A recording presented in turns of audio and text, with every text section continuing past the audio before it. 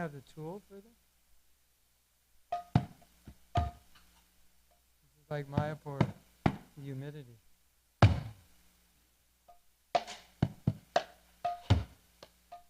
Little. That's too high.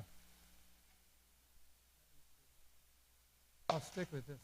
If there's a tool, it's some kind of wrench.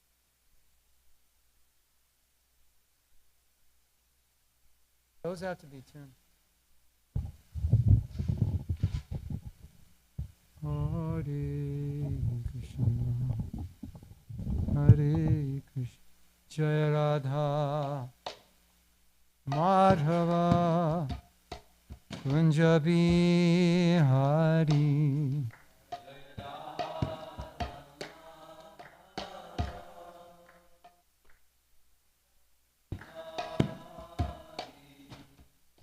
Jaya Radha, Madhava, Kunja Bihari.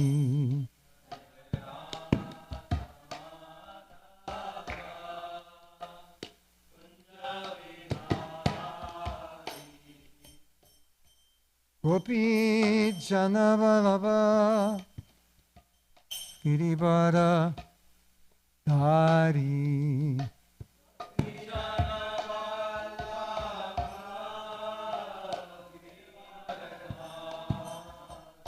Gopi Janavalava, Giridhara Dhari.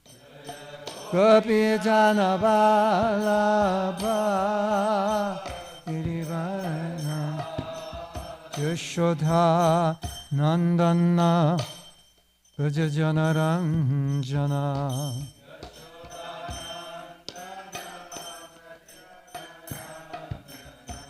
Yashodha Nandana, Brajajana Ranjana.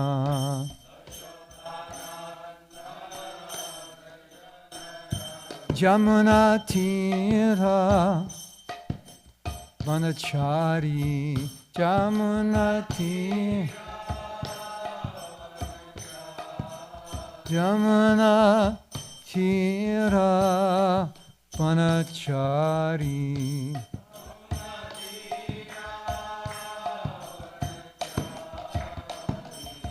Jai Radha Madhava, Kunja Bihari.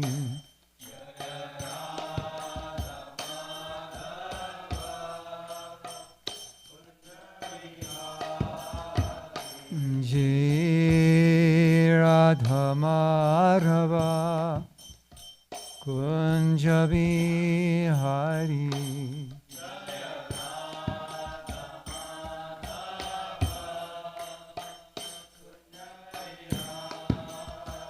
Gopi Janna Vallabha, Girivara Dhari. Gopi Janna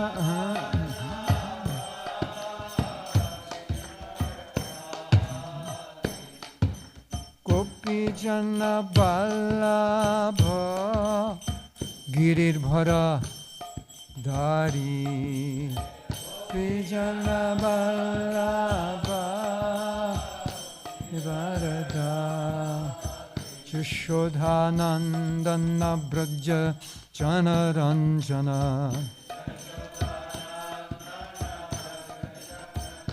Jasodha Nandana Braja Jana Ranjana.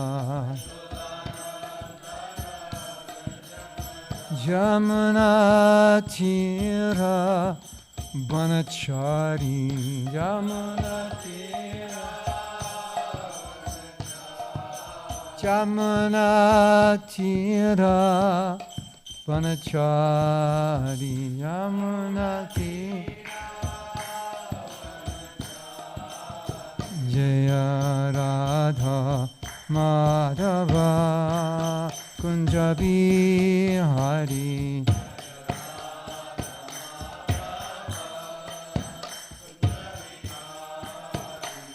Jai Radha Madhava, Kunjabi Hari.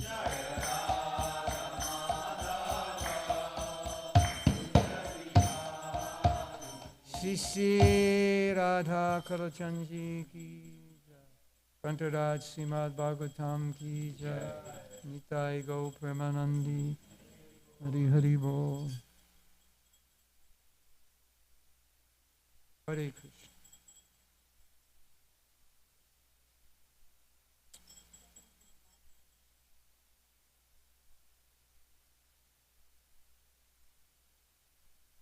I think I'm a Shrutidar and I don't need a book. I just have it all memorized. I'm sorry to admit that I don't.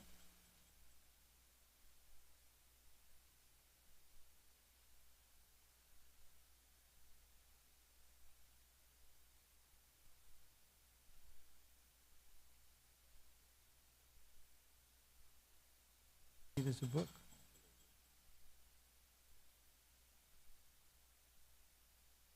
Maybe that'll work.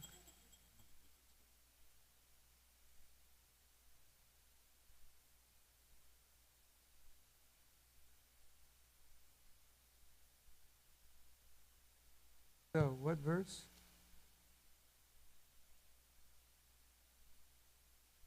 Chapter 7?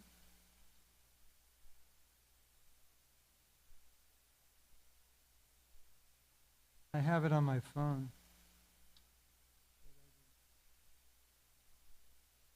7:7? 7:11? Wow.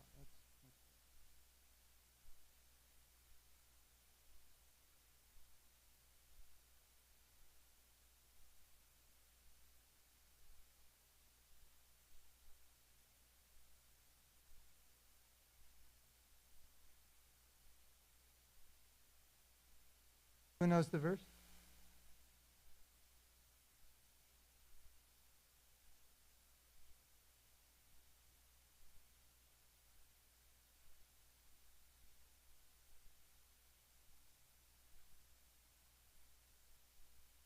So that's 22 verses, right? 34. So we have like 6 hours? Or what? You're reading up in preparation for Lord Nishinga to come out of the pillar? You're preparing?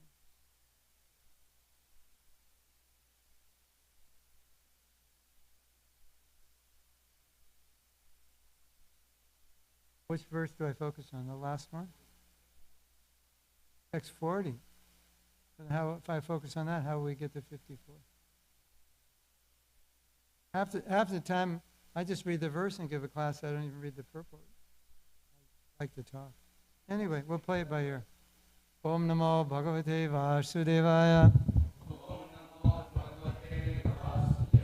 Om Namo Bhagavate Vasudevaya. Om Namo Bhagavate Vasudevaya.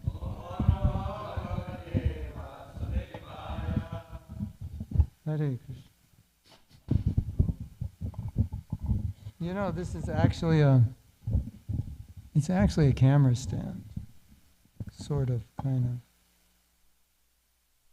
This mic is always bowing down, it seems.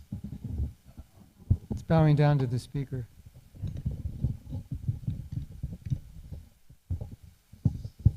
That's the problem.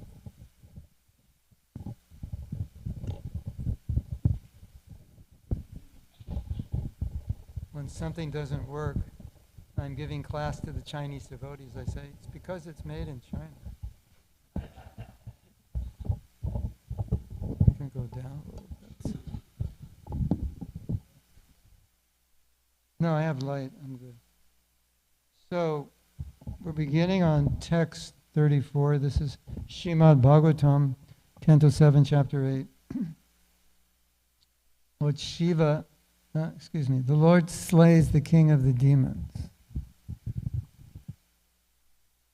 Manifesting a full effulgence and a fearsome countenance, Lord Nishinga, being very angry and finding no contestant to face his power and opulence, then sat down in the assembly hall of the excellent throne on the excellent throne of the king. Because of fear and obedience, no one could come forward to serve the Lord directly. So I'm assuming this is after he killed Hiranyakashipu and took his throne. Is that correct?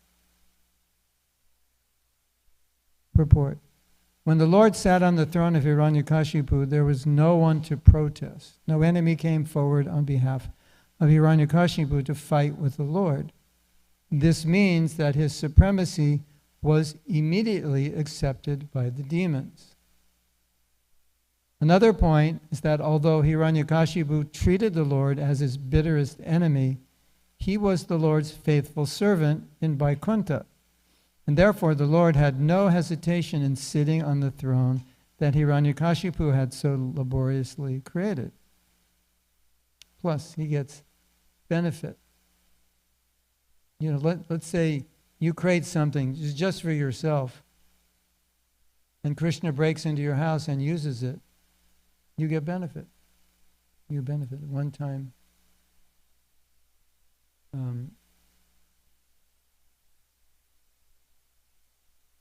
devotees were selling incense to stores. They were asking, does that person get benefit? He said, well, if you spend the money for Krishna, he gets benefit. So, whatever you use in Krishna's service, the person who created it gets benefit. Did you know that? Like sometimes we say, the cow is benefited, or the flower is benefited, the tree, the branch, the fruit came from, it's all benefited. It's true. It was a blessing. Okay. I was listening to a talk in Vrindavan by Akuti. She's the wife of Dinabandhu. And she said, there's a t-shirt that says, I lost my shoes in Vrindavan. There's another one that says, I lost my heart in Vrindavan, but I lost my husband in Vrindavan. So, you know, if Vrindavan steals your husband or wife, then you benefit. So whatever way Krishna exploits you, that's good. Srila Vishwanath Chakravarti Thakur remarks in this connection that sometimes with great care and attention, great saintly persons and rishis offer the Lord valuable seats dedicated with Vedic mantras and tantras, but still the Lord does not sit upon those thrones. Hiranyakashipu, however, had formerly been Jai, the doorkeeper at the Vaikuntha gate, and although he had fallen because of the curse of the Brahmins and had gotten the nature of a demon, and although he had never offered anything to the Lord as Hiranyakashipu, the Lord is so affectionate to his devotees and servant that he nonetheless took pleasure in sitting on the throne that Hiranyakashipu had created. In this regard, it is to be understood that a devotee is fortunate in any condition of life. Yeah, so you come in touch with Krishna any way he handles you. It's good. And sometimes Krishna may handle me roughly, and most devotees don't like the rough handling. They like the soft handling. But for a pure devotee, the rough handling and the soft handling, it's still his hand. So it's good. And we just have to somehow realize that it's all good. Yeah, stand. Stand is very surrendered. Keeps surrendering more and more at every moment. Yeah, so, you know, sometimes you might have had the thought that there's so many diseases we could die from, but we could also die from Krishna's chakra slicing our head off. Well, which one would be better? So, you know, who wants to die getting their head sliced? But if it's from Vishnu, yeah, that's good. It's his disc, not the disc in a surgery that fails, or the cutting knife in a surgery that fails. So any way that we're touched by Krishna, it's good. Maybe it looks bad, but it's his arrangement. So devotee accepts, yeah, this is all good. It's a high level of realization, but extremely important, because there's going to be problems.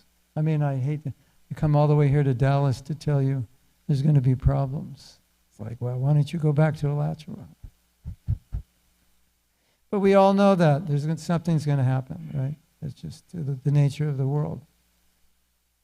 So it's so important to be able to, well, no matter what happens, to allow that situation to move you closer to Krishna, because so often situations, when they're difficult, they move us away from Krishna, or they shouldn't. Maybe not all of us, but sometimes those situations move some devotees away. Things are so difficult, like I get these letters, things are so difficult I stop chanting. I'm like, no, I thought the next line was, things are so difficult I decided to chant 32 rounds. That's what I thought they were going to say. Because that makes sense, doesn't it? But it got so difficult I stopped chanting. And my mind is going, huh? What? Why? How did that happen? So there's some situation, it could be loss of faith in Krishna. Or just it's so difficult that they lose equilibrium or whatever. But if you want to go back to Godhead, every situation that happens in this world, somehow or other, you have to figure out how that can bring me closer to Krishna. Because if we don't, it's possible it could bring us further away by our own Maya, right? Krishna, why'd you do this to me? I chanted for 25 years and now look what happened. So what are you going to do now? Hang up your bead bag? Chant a different mantra? Cash in your bhakti points, for money? Like, what are you going to do? Every situation in this world is meant to bring us closer to Krishna. That's the way Krishna designed the world. That's what he wants. So if Krishna is pushing you closer to him and you turn around, that's not good, is it? And he's like pulling us and we're like letting go and turning around. So when things get difficult, sometimes that happens.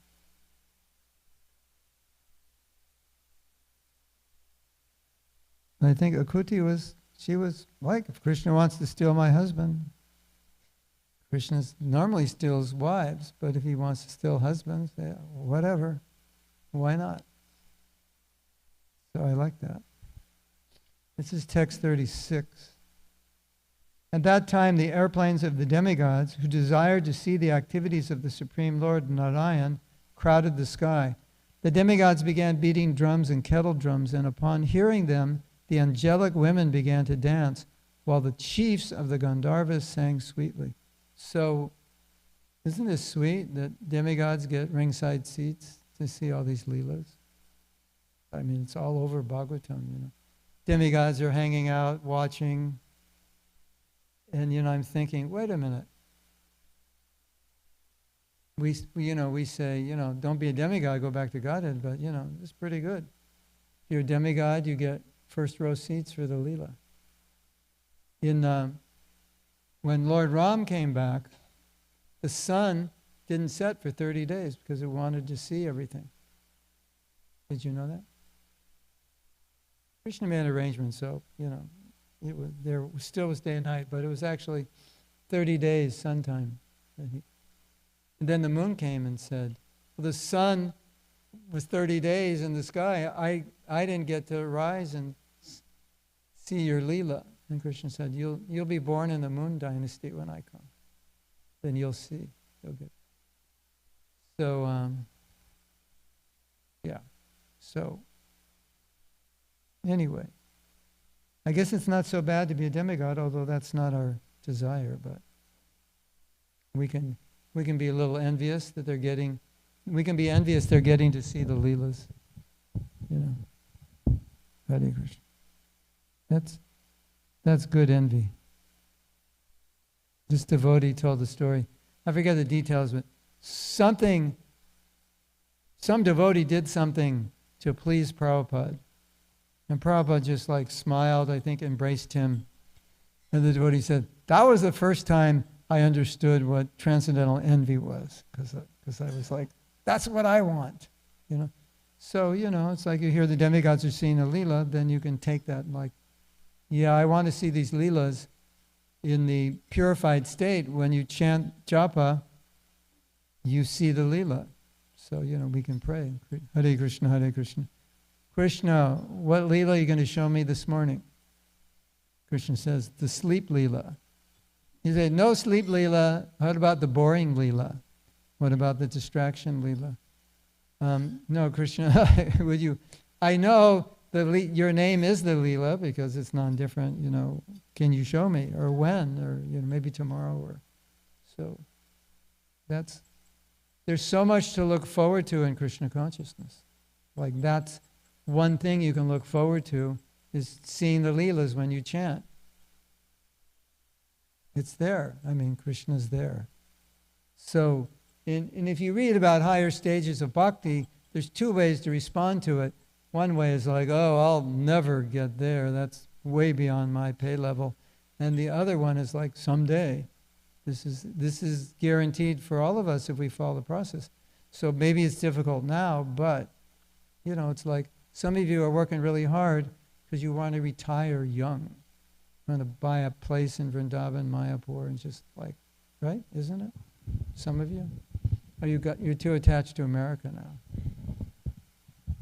But you know what I'm saying. Sometimes you work really hard in hopes that you can, stop working when you're 50, 55, and just, be a devotee full time. So we can look at the future and say, all right, whatever I am now, but still there are these higher levels of Krishna consciousness, and they are available to anyone who takes to the process. And if I keep going, there's some chance that something amazing is going to happen. Maybe I will see the Leela, or maybe Krishna will come during japa and hug me or what, who knows, right?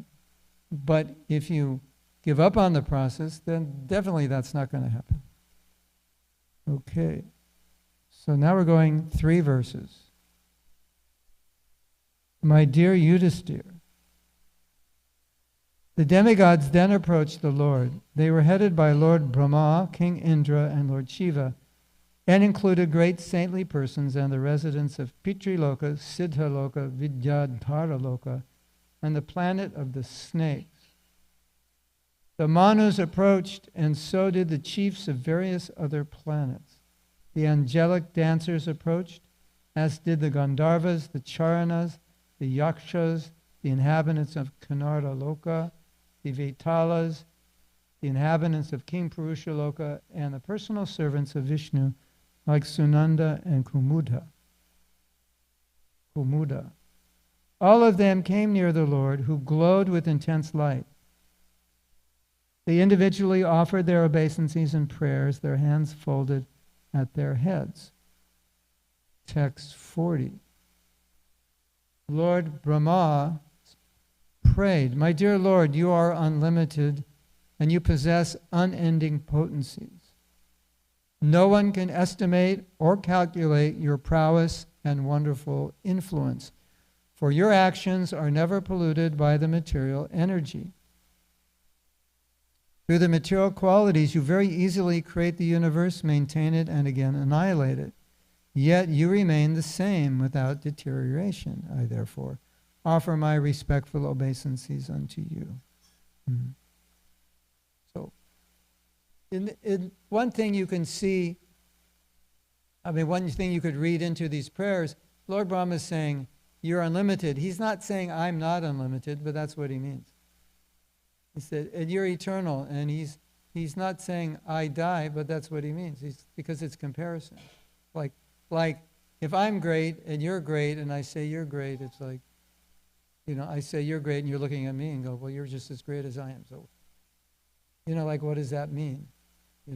I'm a millionaire, you're a millionaire, and I go up to you and say, oh, you're a millionaire, and you're thinking, well, so are you. So it's not a big deal for you. But if I say you're a millionaire and I'm all like, wow, then you can understand I'm not. So, that's why I'm glorifying you.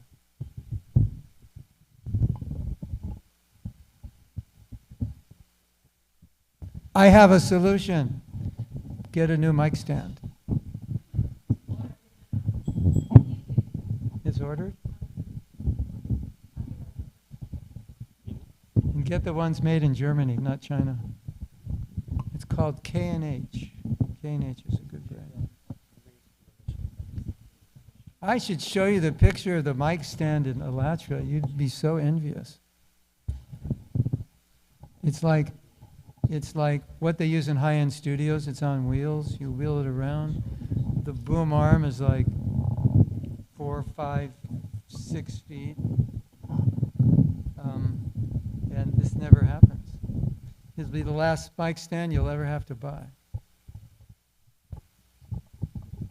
Good luck. Or you could start a business and make mic stands that don't do this, because most of them, when they get old, do. It's just a mechanical thing here. Like, shouldn't be that hard. Okay, so in Lord Brahma glorifying Krishna, he's making a distinction. One time, Prabhupada was preaching, exposing impersonalism, and after someone said, "What is Krishna consciousness?" Like elevator speech. Prabhupada said,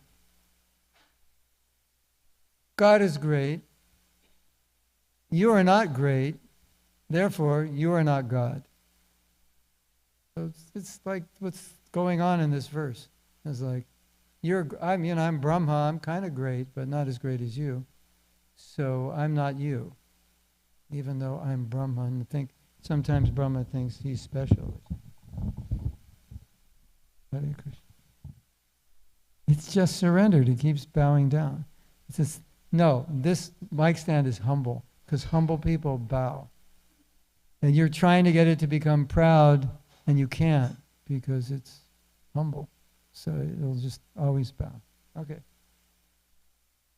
The activities of the Lord are always wonderful. His personal servants, Jai and Vijay, were confidential friends, yet they were cursed, and they accepted the bodies of demons. Again, in the family of one such demon, Prahlad Maharaj was caused to take birth to exhibit the behavior of an exalted devotee. And then the Lord accepted the body of Nrsingadev to kill the same demon who, by the Lord's own will, had taken birth in the demoniac family. In other words, Krishna's directing a Leela. He's the producer and director. And sometimes he plays in his own producer, director, and actor. Therefore, who can understand the Lord's transcendental activities?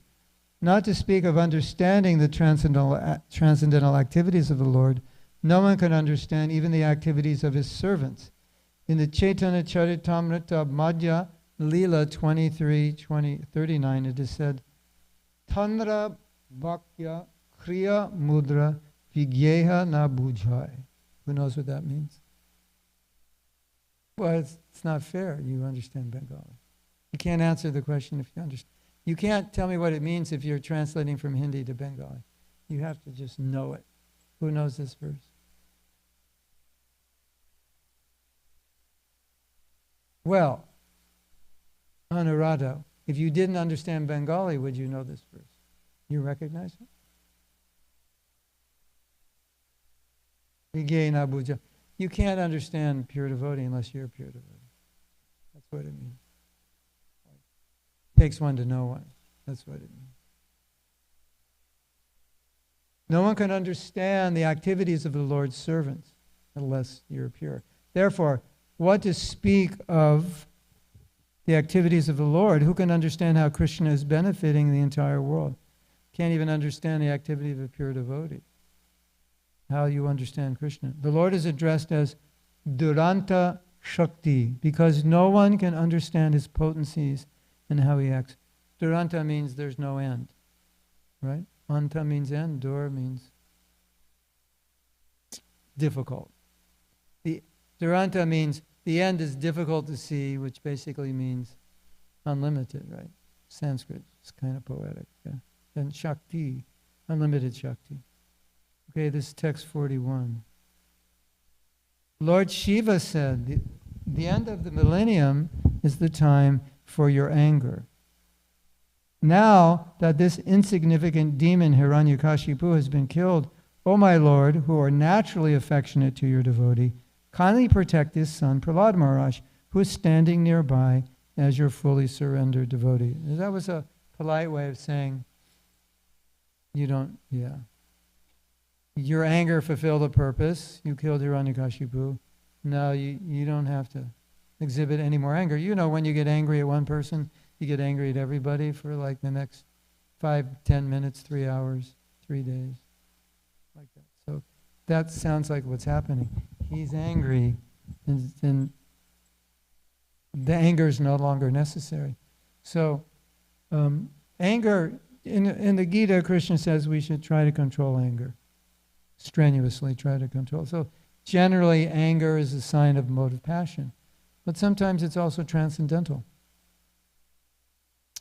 So sometimes we would see Prabhupada become angry. Like, you know this story, Prabhupada was invited, I think it was, they were inviting him so they get more people or something. So it wasn't just his program, other people were speaking. So Prabhupada spoke, and then another man spoke. And in the middle of his lecture, Prabhupada called over one of the devotees and said, start kirtan. You know, it's like, you wouldn't normally do that unless you're angry, right? So they had kirtan, and the man's, I don't know if he was upset, or I think the organizers were upset. And later they asked Prabhupada, why? He said, because his first part of the lecture was okay, but when he started speaking impersonalism, I couldn't tolerate it anymore. So we say, be tolerant. And Prabhupada couldn't tolerate it. He couldn't tolerate it, and he was angry. What's that all about? That's out of love. Sometimes you become very angry when you love someone. When someone is very dear to you and they're mistreated, you become very angry. So that anger is coming from love. It's not coming from Rajaguna. So we don't say control your anger in every situation. We say generally, when that anger is a manifestation of your own frustration of material desire or sense gratification or whatever, you couldn't control something. But Krishna's devotee is being offended. If Krishna is being offended, you don't become angry, shanti, shanti. No, that's the time to be angry. You should be angry. Your God has no arms, he has no head, he has no legs. Well, let's go outside and settle this. You should be angry. Hare Krishna. Yeah, so text 42.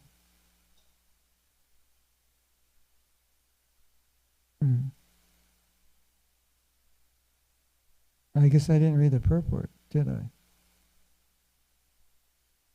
Supreme Personality of Godhead is the creator of the material world. There are 3 processes in creation, namely creation, maintenance, and finally annihilation.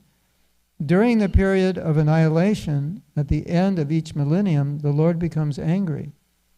And part of the anger is played by Lord Shiva, who is therefore called Rudra. When the Lord appeared in great anger to kill Hiranyakashipu, everyone was extremely afraid of the Lord's attitude. But Lord Shiva, knowing very well that the Lord's anger is also his Leela, was not afraid.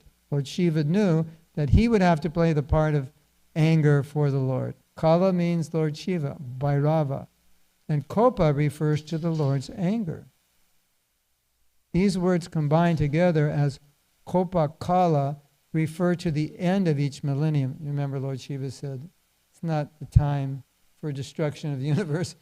The implication is if you don't give up your anger, you're going to burn it up. You could destroy. Like in the story of Lord Ram, he goes to the ocean and says, hey, ocean, make a way. We have to get through. And the ocean doesn't come. And he calls again, and the ocean doesn't come. And Lord Ram gets angry. And what happened? The ocean started boiling over because he was angry. So, if we get angry, we heat up our body and maybe heat up the person next to us. Krishna gets angry, he could annihilate the universe. He can entirely burn up. At least warm up an ocean so hot that all the animals, aquatics in the ocean are going crazy. And then the ocean came and said, okay, yeah, sorry about that. I was busy. I was on my phone or something. I'm sorry. Something like that. He said, I'm sorry I was late. Yeah. Because he is avyayatma, because he never falls down, even when angry, the Lord is affectionate towards his devotees. Therefore, Lord Shiva reminded the Lord to act like an affectionate father toward Prahlad Maharaj, who was standing by the Lord's side as an exalted, fully surrendered devotee. Yeah. In other words, Prahlad's there, he's a little boy, you know. If you're angry, it's like, it's not good. So this is text 42. King Indra said, O Supreme Lord, you are our deliverer and protector. Our shares of sacrifice, which are actually yours, have been recovered from the demon by you. Because the demoniac king Hiranyakashipu was most fearsome, our hearts, which are your permanent abode, were all overtaken by him. It's like Krishna gave so much power to Hiranyakashipu that even the demigods were afraid of him. So, like if Krishna gives you some power, you can do amazing things. That you could perhaps do something today inconceivable, and tomorrow, like, you hardly get out of bed. It's if Krishna empowers you. So many wonderful things can happen. And the whole spreading of Krishna consciousness is based on that principle. It's not like, I'm so qualified to do something, but if I can surrender myself to Krishna, he can do things through me. Maybe if he's not doing it through me, maybe I'm not surrendered. And it's not that I need to be so materially qualified. Of course, that's there. But qualification can come if Krishna really wants to do something. And Prabhupada said, he said, the movement will spread. I was at this lecture. He said, the movement will spread whether you stay or not. And the implication was that if you stay, then he can use you, because he has to use somebody. So if he doesn't use you, he uses you. If he doesn't use you, he uses who's ever willing. So he's got a plan.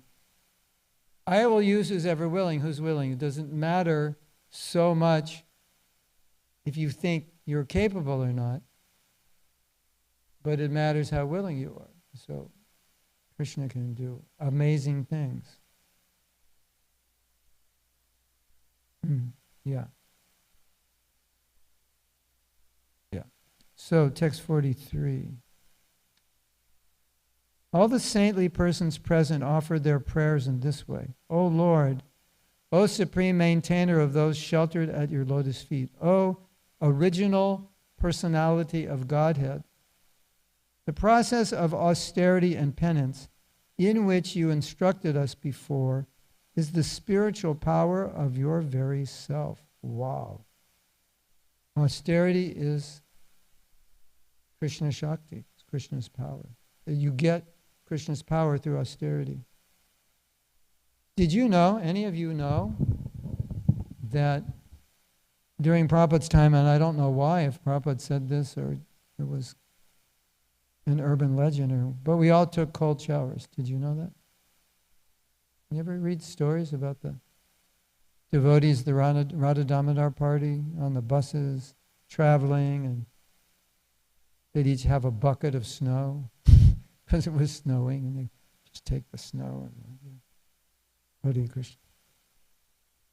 Yeah, that was like in whatever country you live in, however cold that water was, that was your shower. It's not so healthy to take super cold. I think according to Ayurveda, it's just cool. Cool is good. Ice cold is not. Although some people bathe in ice cold water, Anyway, austerity. And did you know we slept on the floor without even a pad? Just a sleeping bag on the floor. That was it. That was brahmachari. Sleeping bag on the floor, 50 other devotees in the room, and you go to take a shower, and the handle on the hot water has been pulled off. So even if you wanted, you couldn't do it. And you go in there, "Rah!" And yeah. So in 1981, I went to South Africa, and the devotees in South Africa, they make these little mats. They're like, half-inch thick, basically. Half-inch, 3/4, 1/4. Have these little mats, and they fold up in threes. So they're the way they're sewn. You can fold them up and has a little handle. And all the brahmacharis had these little mats, like half-inch mats. And when I went there, I was thinking, oh my God, they're in complete Maya. They're sleeping on mats. So austerity is good if you can do it. It's Krishna's, you get power from austerity. Lord Brahma created the whole world through austerity. That's where he got his power.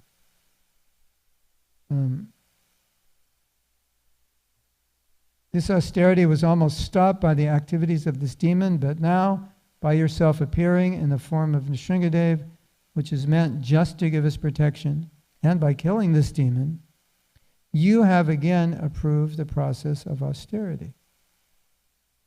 Yeah.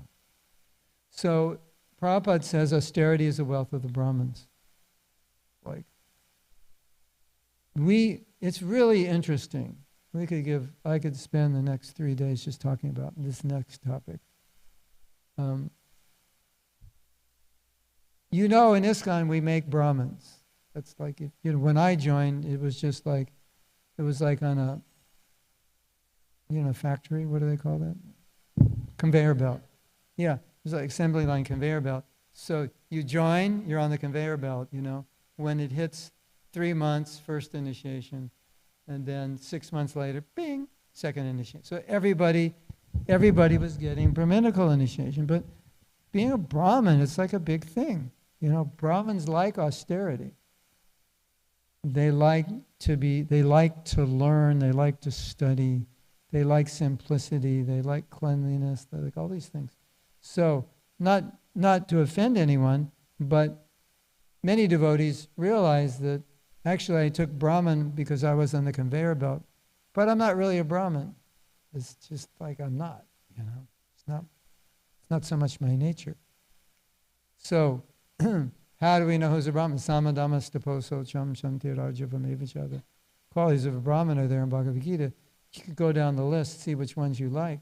If you're a Brahmin, you should like all of them. Dhamma, sense control. You like sense control. You like simplicity. You see everyone equally. Tapa, you like tapasya.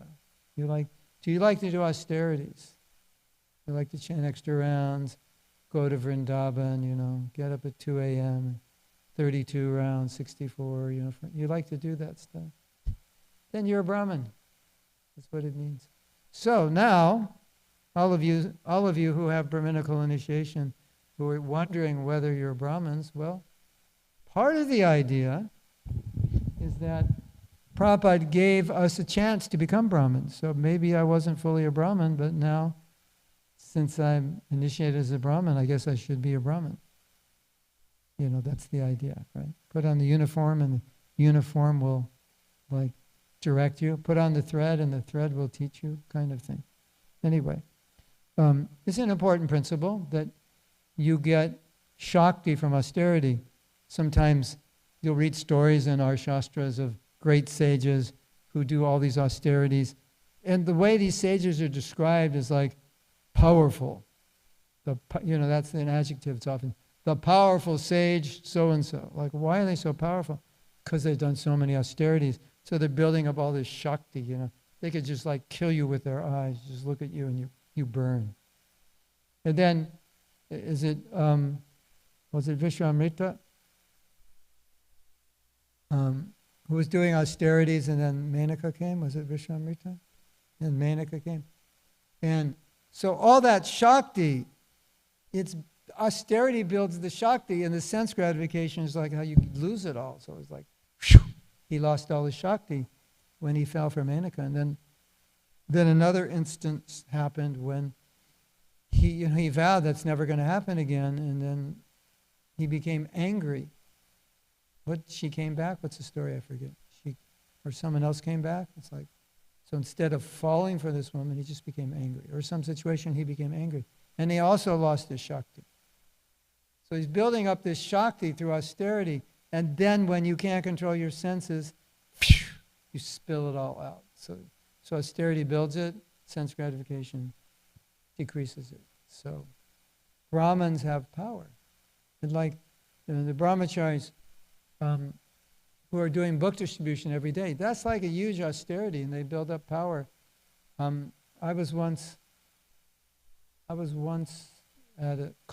preaching at college, and Vijay was there, and he was distributing books. And I was watching him, and I was thinking, if I did what he did and said what he did, nobody would take a book. He was just like, excuse me, sir, meditation, yoga, yeah. Show the few pictures, and like, this. And they'd all give donations, and I'm like, how did he do that? All those years distributing books, he's got so much Shakti, it's like whatever he says, people are like, yeah, okay. Can you give a donation? Okay. Isn't it? Like, when you're in the fire of book distribution, it doesn't matter what you say. Everyone's like, okay. You can say anything. Vaisheshika Prabhu, I don't even know if he remembers, but when he was in the fire, he would go up to people and say, excuse me, sir, all glories to the Sri Krishna Sankirtan, which cleanses the heart of all the dust accumulated for years together and extinguishes the blazing fire of material existence. This Sankirtan movement is the prime. He'd go on like that, give him a book, and he'd say, like, when you're in that space, anything works. So that's what happens through that service. It's like, it's so difficult. There's so much austerity, so much you have to tolerate, and so forth. Or for any service. Every service has its austerity. Deity worship, Krishna is very demanding. Why do you have to eat so much? You're making our life difficult, You ever feel like that? Why do you have to get up so early? Let us sleep in a little bit, So demanding, like, why do you have to dress in these fancy dresses? They're so expensive. Like, you're taking our money, you're taking our time and energy. And Krishna's like, yeah, that's the whole point, because if I didn't, you'd just be like sitting on your phone all night. You can't. You have to get up. So every service has difficulty. Every service is austere. And by doing austerity, you build up Shakti. And that's how Brahma created. Through austerity, he created the whole universe. And that's the idea of brahmachari life, Gurukula. You do austerity, you build power. So you can all become great sages, and when you walk in the room, the floor is going to shake. Here comes the great sage. From doing so much austerity. Yeah. Okay. The living entities wandering within the jurisdiction of the 8,400,000 species of life get the opportunity for self-realization in the human form, and gradually in such other elevated forms as those of demigods, karanas, and charanas, as will be described below. You can go up, become a demigod. In the higher statuses of life, beginning from human life, the main duty is tapasya, or austerity, as Rishabdev advised his sons, tapo divyam putraka yena sattvam shudyat. Who knows that verse? Raise your hand. That is the verse in which Rishabdev told his sons, tapo divyam, do divine austerity. Putraka, you'll become purified. Sattvam shudyat.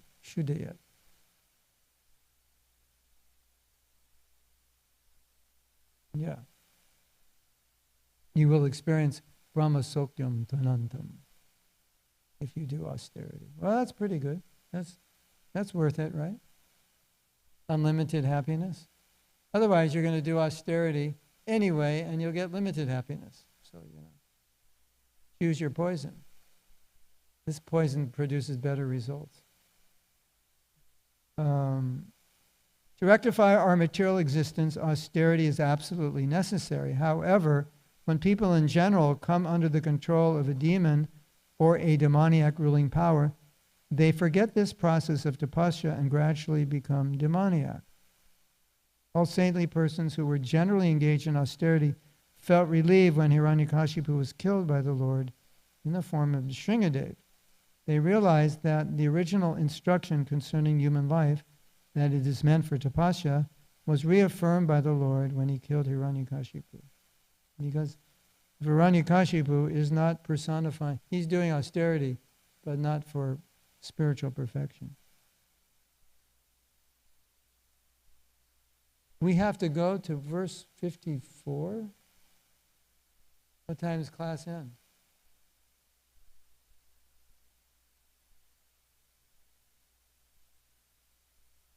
Someone have a question or comment? You got up to verse 43. 44.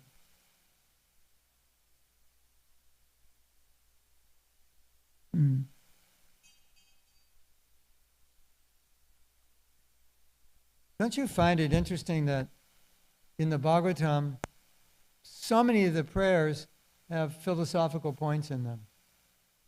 You ever notice that? It's prayers often are, I'm so fallen, I'm so wretched, please help me, and so forth.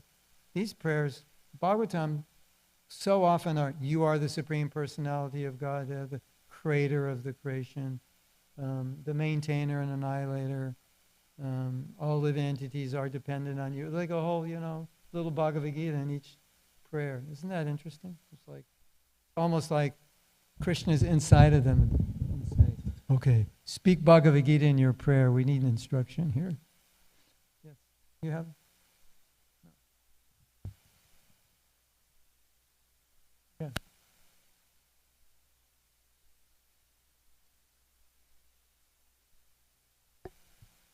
Hare Krishna, Prabhu. I appreciated your point about how hard things will come and we keep chanting and we increase our chanting. I was following recently, you had your surgery a few months ago. Yes. So I'm glad you're here and you're looking quite well. If you're a little tired and you want to, you need some energy and youth, just get a triple bypass. They're really good. Your heart starts working better, Yeah, that's my recommendation. Yeah, go ahead. So I just wanted to see if you wanted to share anything from that. Well, that was quite an austerity. Yeah, I had a very interesting realization. Well, I had many. And I realized, it was, how sometimes you want to realize something, but you're not qualified to realize it, so Krishna has to put you in a situation so now you're acting in a way in which you become qualified to have that realization. Because, we want to realize things that we're not qualified to realize because we're not acting in a way that will qualify us to realize that. So that whole situation was so austere. I don't even know what happened. I don't know. I was out of the body, in the body, went back to Godhead, came back. I don't know, but it was austere, especially like the first few days after. And I was having this intense attraction towards Krishna like I never had before. And I was thinking, why? Well, in that condition, it was difficult to eat. I would choke. It was difficult. I would choke drinking. I would choke eating. I couldn't get up and use the toilet. For maybe 5 days, I couldn't even evacuate. I couldn't do anything on my own. And they put this, I don't know what they call it, mask. I think that respirator that they were giving people on COVID, because my lungs couldn't work on their own. So that was amongst the worst, the most hellish things I've ever done in my life. That could be number one. That was it's breathing for you. It was horrible. So, and I had no energy, and I hardly had any breath. I couldn't chant a whole mantra, just one mantra. I didn't have enough breath to chant. Maybe Hare Krishna Hare. That was like it. And take a breath. And no energy to think. And then I realized, now I'm in the perfect position to appreciate Krishna. Because in this position, there is not even one iota of thinking that I can enjoy. There's no question that I could enjoy anything. So for that period of time, probably the first time since I've been in the material world, I had full realization that I'm not the enjoyer. I had total realization that I am the sufferer, complete, 108% I'm the sufferer, and minus 8% I'm the enjoyer. And then in that position, I was appreciating Krishna. I was like, yeah, that's it. When you realize you're not the enjoyer, that's when you will appreciate Krishna. Because as long as you're competing with him, it's like, he's like, okay, forget you. You want to have this loving relationship and compete with me? You know? I mean, sometimes that happens in marriages, right? My wife makes more money than me. I hate her, you know. It's bad for my ego, you know. It's like, what kind of relationship is that? So yeah, that was huge. Like, you know, I had to be thrown in that situation to come to this. I'm not the enjoyer. There's no question. I'm laying on this bed with, like, you know, just my body's trying to figure out what happened and trying to recuperate. And no, I'm not the enjoyer. That's for sure. It's like, and Krishna's like, okay. Here's about 10,000 realizations now that you'll get when you realize you're not the enjoyer. And it was just like, wow. And then the other interesting thing, there was a period of time, it wasn't that long, but it was like, okay, now that I realize I'm not the enjoyer, it's like the connection between Krishna speaking to me and me, it's like there's no interference. It's like, you know, 300 megabytes per second. It was like there was nothing. It was just like there was nothing blocking it. So we don't realize that this desire to enjoy, it's blocking this communication Krishna could be giving us. Because he's too far from us. We can't hear him. And this was crazy. It was like I was getting realization and people are saying, wow, your realization, that was amazing. I go, no, I was just repeating what Krishna was saying. It was really weird. Like I'd never been. You know, we say Krishna's giving me intelligence. In that situation, it was like, no, I'm just talking. And it didn't last that long. But being in that I'm not the enjoyer mode, it was like everything changed completely. Of course, the body got better. It's like, well, now I can enjoy, you know, where's the ice cream? And, that's there. Oh, not as much as it used to be, because that's a good realization to have. So whenever you're in a situation where you can't enjoy, it's good because you want Krishna to be the enjoyer. The other realization I had was just, I don't know if it'll shock you as much as it shocked me, but before I went in the hospital, I was on this very strict diet, and it was austere, not that bad, but you know, just certain things we couldn't have, and quite simple.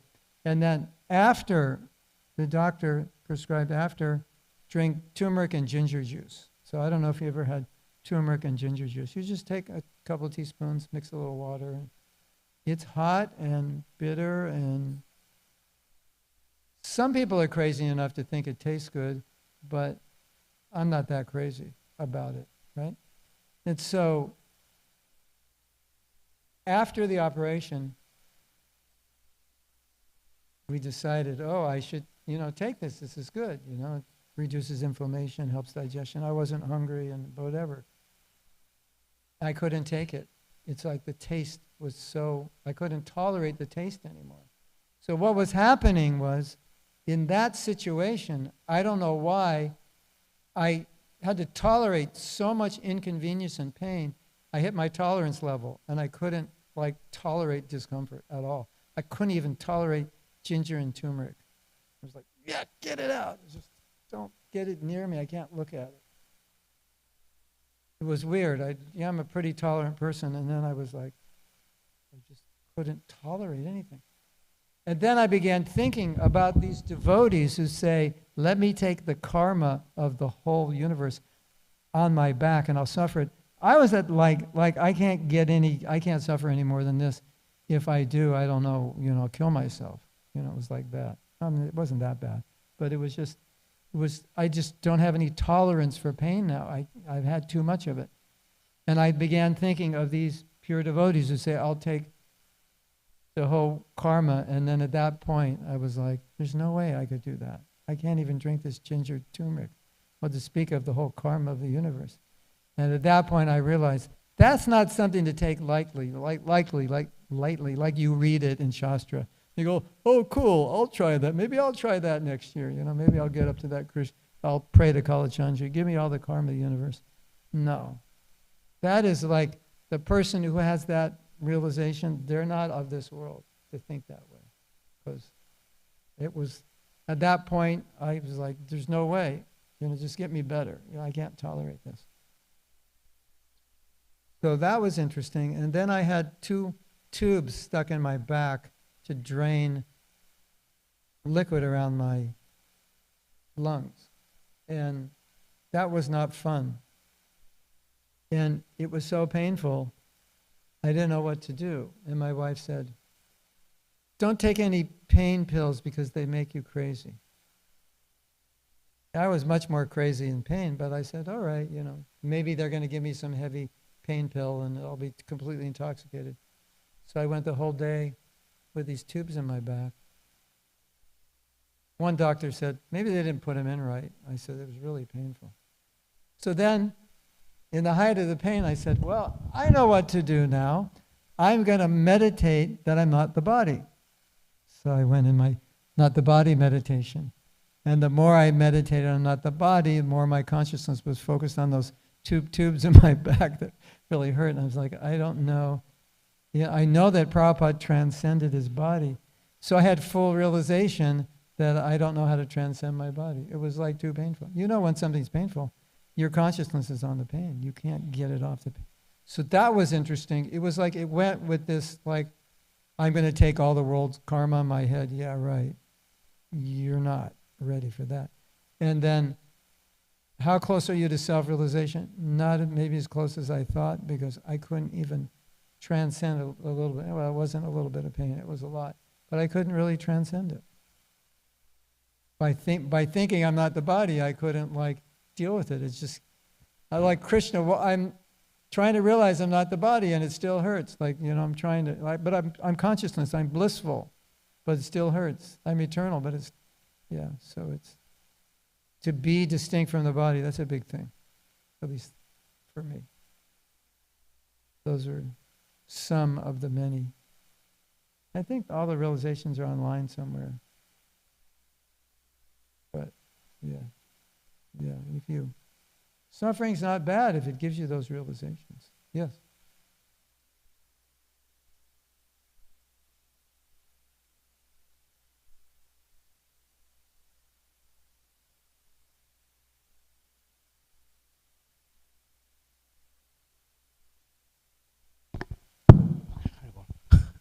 Thank you, Prabhu, for the wonderful class and sharing your realizations. And we pray to Radha Kalachandji, you stay healthy eternally. Prabhu, I have a question. What it will take for us to understand from others' realization? Because we are, at least I can speak for myself, how many kicks in our life we need so that we can be serious? I mean, what extreme level we need to go so that we can take this path seriously? We understand this is a human form of life, you have to do, but we really don't act in that way. Yeah. What a question. How many kicks of Maya do I need before... the thing is, instead of getting kicked by Maya, just get kicked by Prabhupada's books. And that'll, that will kick sense into you. Maya may never kick sense into you because Maya kicks you and like, oh, I went the wrong way. Let's try another way. I can do it this. That's how Maya works, right? The question is how long? Well, how long have we been here? Long time. We've been here forever. So how long does it take to realize? Maybe forever. maybe longer than forever. And so Prabhupada writes his books so we get the realization, right? And he wants us to keep reading because we forget, right? Okay, so sometimes we have to get kicked to remember. But I think it's really dependent on how much you want to be Krishna conscious. Because the more you want to be Krishna conscious, the more you get it. And I say, I know Krishna did this. He's telling me something. You know. And another thing that I think is really good is when you are being pulled towards something, impelled, tempted, or you're actually thinking about something which has nothing to do with bhakti. Just ask yourself at that moment, what kind of Vaishnava am I that I'm thinking of this or contemplating doing this, or I'm actually doing it now? What kind of devotee am I? Because it's not the kind of devotee Prabhupada's trying to make me in his books. So I think Prabhupada's books are the better kick. If you want to get kicked by that. Because that's what he's doing. And the more you get kicked by those books, the less you'll need to be kicked by Maya, and the more you will, benefit from Maya's kicks. Yeah, I mean, the question to ask ourselves was like, how many kicks do you need till you become smart? It's like, I was actually thinking about this morning. It's like, the question I was asking myself is like when at some point in your devotional life, you just have to say no. That's it. It's over. I'm not doing this. It's like what sannyas life. Sannyas is like it's all over. It's complete. Nothing. So we're on our way to complete renunciation. So we have to move things out of the way. So one by one. Okay, when am I going to move this? Because this is nowhere and it's not helping me. It's hurting me. And it's making me miserable. So can I just, burn it up and throw it in the dustbin or the trash can? Dustbin is British and Indian, right? Say dustbin in India? Yeah. Trash can. In India, they only put dust in that bin and we put trash. And dust is also trash, so it's a better name. Yeah. So it's like, when? This thing's going on. I don't need it. It's hurting me. I think about enjoying it. Sometimes I give into it. When am I just going to go, okay, that's it, because this I don't need, and this is just another thing. So another way of looking at it is, imagine, they have these little games for kids where there's things in the sandbox, and you grab them with your mouse, there's things along the sandbox, and you grab them with your mouse, and you put it in the sandbox. My daughter was showing me, because she teaches children. And I was thinking, well, this is interesting. What we can do is have a list of anarthas, they can be little icons of different anarthas. And then you have you in the sandbox, and you have Krishna in the sandbox, and then you have to go down the list of anarthas and go well, which ones are in the way between you and Krishna? And that visual, you're like, oh my God, pride, lust, envy, and like this is all what's in the way between me and Krishna, and you see it visually. And then, well, would you like to remove anything from that sandbox? And you just remove it. It's an action that would remind you, I've removed that from the sandbox. So it's like, I'm not going to put it back in my sandbox. So if you think of these things as, well, this is what's getting in between me and Krishna, our relationship, just like, between you and your wife, you go to counseling, and they go, well, you isolate these things that are disturbing the relationship, It's the same thing. So I think that's important. Is it willing? Is this thing that important to you that you would hold on to it even though it's getting in the way of your relationship with Krishna? And if it is, then at least use it for Krishna in some way. Can't let it go completely, so I have to employ it in service. But in terms of certain anarthas, it's like, that the question you asked me is the question to ask yourself. When am I going to let it go? It's a really good question. Just ask yourself, when am I going to let this go? And the answer is supposed to be right now. I mean, that's the ideal answer.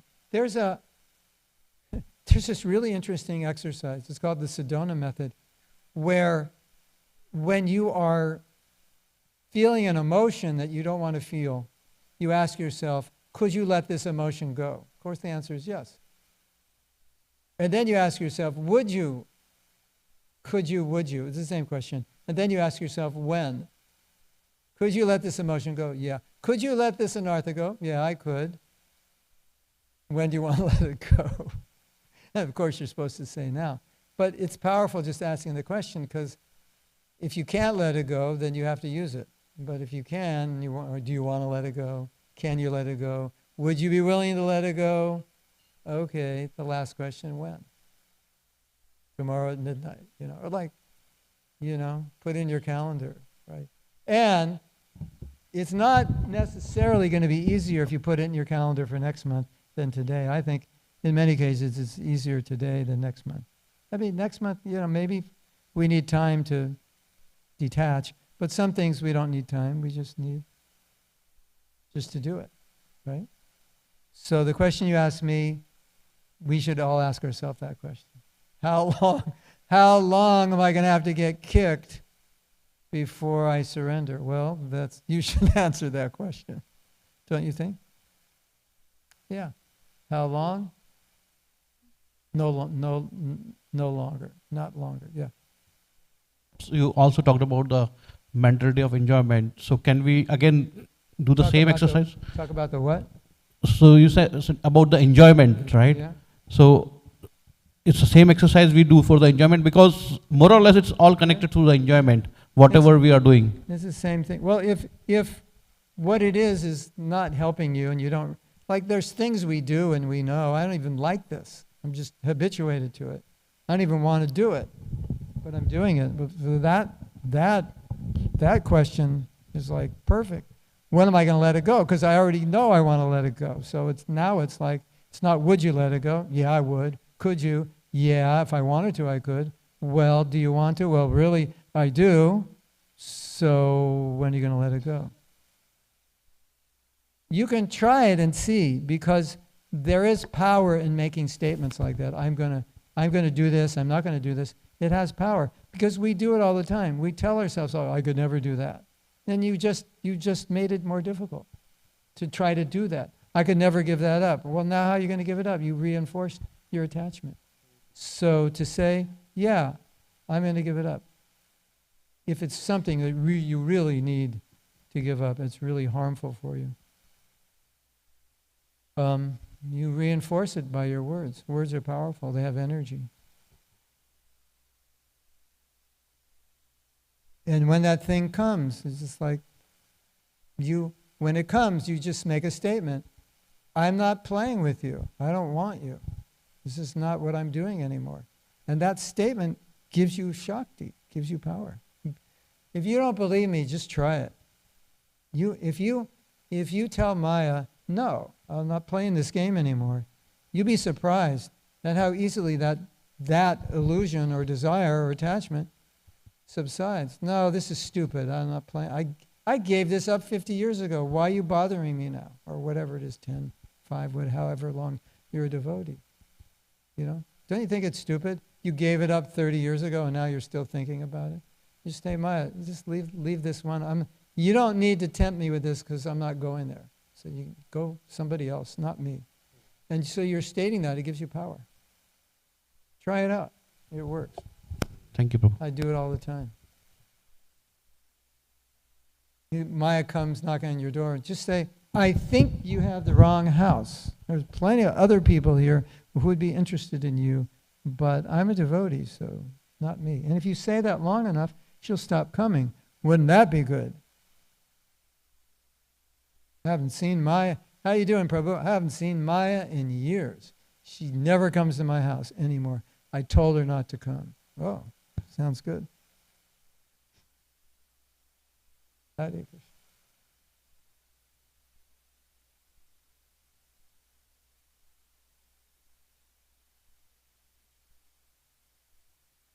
Is it time for Mahaprasada Govinde?